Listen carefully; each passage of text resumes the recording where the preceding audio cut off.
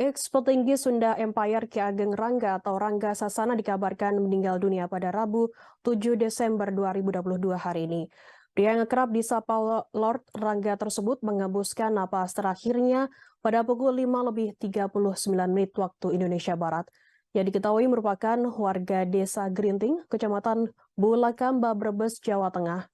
Kabarnya Rangga meninggal dunia di Rumah Sakit Bunda Tanjung Brebes.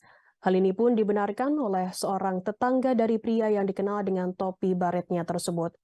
Rangga sendiri sempat menjadi perhatian publik setelah mengaku sebagai Sekretaris Jenderal Sunda Empire.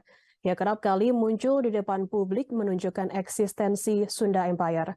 Rangga Sasana kemudian ditetapkan sebagai tersangka oleh pihak kepolisian bersama dengan Nasri Bangs yang menjabat sebagai Perdana Menteri dan Raden Ratna Ningrum sebagai Kaisar Sunda Empire. Roy Suryo, pakar telematika, mengatakan bahwa Rangga Sasana tak memiliki darah Sunda. Menurutnya, Rangga lahir di Brebes dan memiliki nama asli Edi Raharjo. Rangga juga kerap mengenakan seragam militer meski tak pernah mengenyam pendidikan kemiliteran.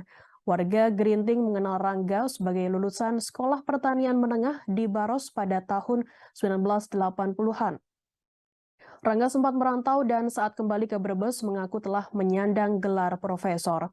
Menurut Wamadi Harjo, Rangga pulang saat Lebaran tahun 2011 dan menggunakan seragam berpangkat bintang 3. Diketahui Rangga Sasana atau Lord Rangga yang merupakan mantan petinggi Sunda Empire sempat terpilih menjadi manajer tim Persab Brebes. Namun belakangan Lord Rangga mengundurkan diri dari kursi manajemen Persab Brebes.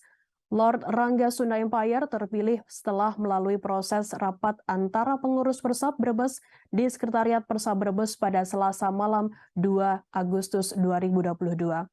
Ketua Umum Persab Brebes Heri Fitriansyah menuturkan Lord Rangga Sasana resmi terpilih menjadi manajer tim Persab Brebes yang akan berlaga di kompetisi Liga 3 tahun 2022.